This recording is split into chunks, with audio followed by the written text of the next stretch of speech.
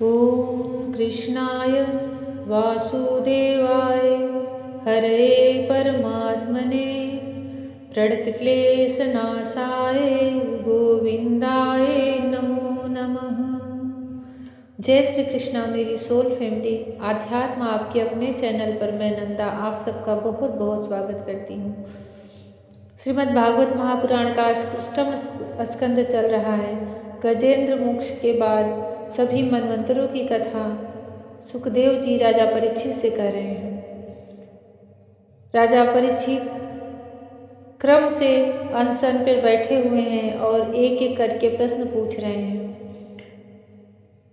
समुद्र मंथन के लिए कैसे देवता और असुरों में वह भयानक और घनघोर युद्ध हुआ था, उसकी कथा, उसका प्रसंग सुखदेव मुनि राजा परीक्षित को सुना रहे हैं।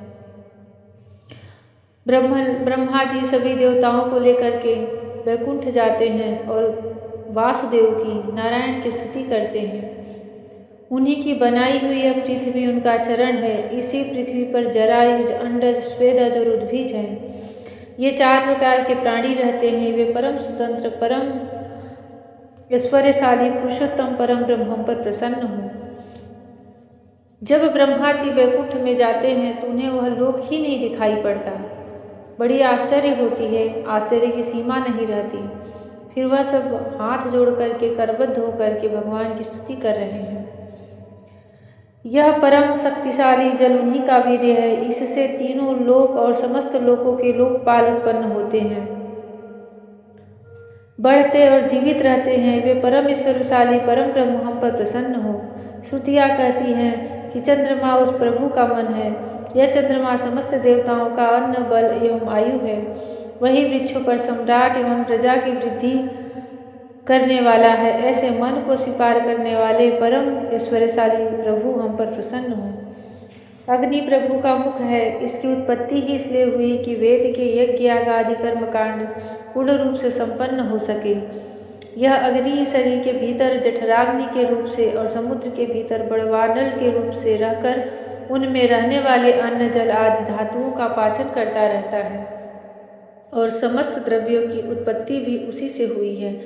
ऐसे परम ऐश्वर्यशाली भगवान हम पर प्रसन्न हो, जिसके द्वारा जीव देवयान मार्ग से ब्रह्मलोक को प्राप्त होता है और जो वेदों की साक्षात मूर्ति और भगवान के ध्यान करने योग्य धाम है, जो पुण्य लोक स्वरूप होने के कारण मुक्ति के द्वार एवं अमृतमय है और काल रूप होने के कारण मृत्यु भी है। ऐसे सूर्य जिनके नेत्र हैं, वे परम ऐश्वर्यशाली भगवान हम पर प्रसन्न हो। प्रभु के प्राण से ही चराचर प्राण तथा उन्हें मानसिक, शारीरिक और इंद्रिय संबंधी बल देने वाला वायु प्रकट हुआ है। वह चक्रवर्ती सम्राट है तो इंद्रियों के अधिष्ठात्र देवता हम सब उनके अनुचर हैं। ऐसे परम ऐश्वर्यशाली भगवान हम पर प्रसन्न हो, जिनके कानों से दिशाएं, हृदय से हृदय गोलक और नाभि से वह आकाश उत्पन्न हुआ है। जो पांचों प्राण, अपान, उदान, समान और व्यान, दसों इंद्रिय, मन, पांचों असु, नाग, कूर्म, कृकल, देवदत्त और धनंजय एवं शरीर का आश्रय है, वे परम ऐश्वर्यशाली भगवान हम पर प्रसन्न हो, जिनके बल से इंद्र, प्रसन्नता से समस्त देवगण, क्रोध से शंकर, बुद्धि से ब्रह्मा, इंद्रियों से वेद और ऋषि तथा लिंग से प्रजापति उत्पन्न हुए हैं। वे परम ऐश्वर्यशाली भगवान हम पर प्रसन्न हो, जिनके वक्षस्थल से लक्ष्मी, छाया से पितृगण, स्तन से धर्म, पीठ से अधर्म, सिर से आकाश और विहार से अप्सराएं प्रकट हुई हैं। वे परम ऐश्वर्यशाली भगवान हम पर प्रसन्न हो, जिनके मुख से ब्राह्मण और अत्यंत रहस्यमय वेद, भुजाओं से क्षत्रिय और बल, जंघाओं से वैश्य और उनकी वृत्ति, व्यापार, कुशलता तथा चरणों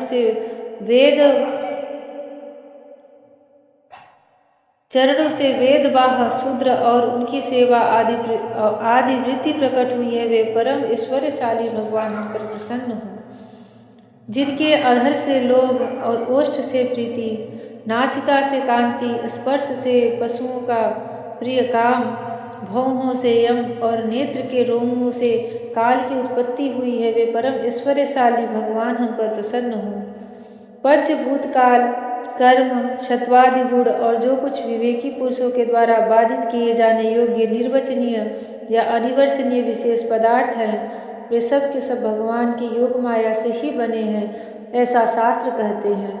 वे परम ईश्वरशाली भगवान हम पर प्रसन्न हों, जो माया निर्मित गुणों में दर्शनादि वृत्तियों के द्वारा आसक्त नहीं होते, जो वायु के समान सदा सर्वदा असंग रहते हैं, जिनमें समस्त शक्तियाँ शांत हो गई हैं, उन अपने आत्मानंद के लाभ से परिपूर्ण आत्मस्वरूप भगवान हम पर प्रसन्न हों।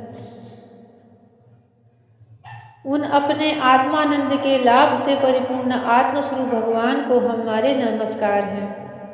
प्रभु, हम आपके शरणागत हैं और चाहते हैं कि मंद मंद मुस्कान से युक्त आपका मुख कमल अपने इन्हीं नेत्रों से देखें। आप कृपा करके हमें उसका दर्शन कराइए।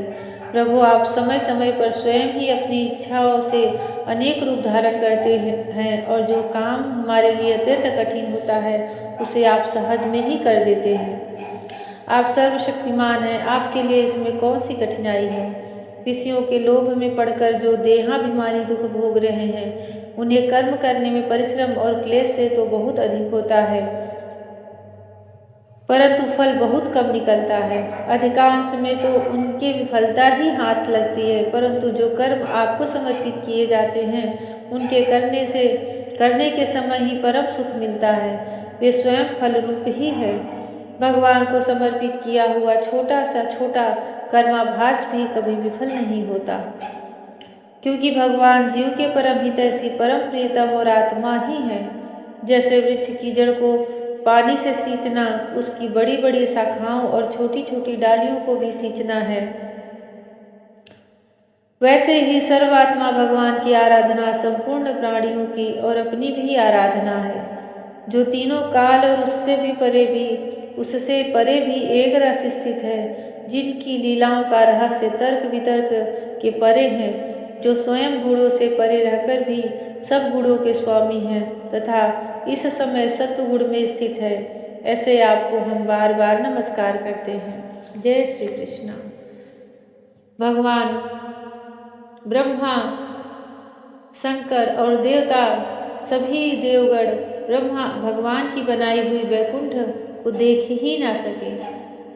वह अदृश्य था। वैकुंठ लोक पहुंचकर भी वह वैकुंठ उनके सामने अदृश्य था। उन्हें प्रकट करने के लिए, भगवान का दर्शन प्राप्त करने के लिए और अपने ऊपर आई हुई इस विपत्ति को टालने के लिए वह एकाग्र मन से भगवान की स्तुति करते हैं और समुद्र मंथन के लिए उद्योग करते हैं। भगवान श्री कृष्ण सबके जीवन के कष्टों को मिटाए, सब पर अपनी करुणामयी दृष्टि बरसाएं, सब पर अपना स्नेह बरसाएं। जय श्री कृष्ण। राधे राधे। जय श्री कृष्ण। हरि ओम।